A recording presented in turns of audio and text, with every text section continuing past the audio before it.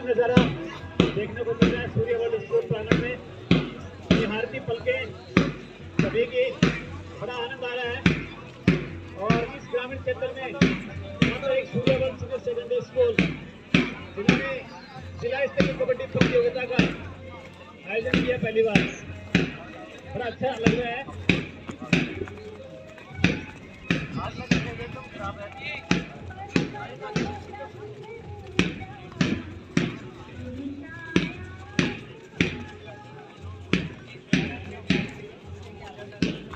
घंटे कदम देश के भविष्यों का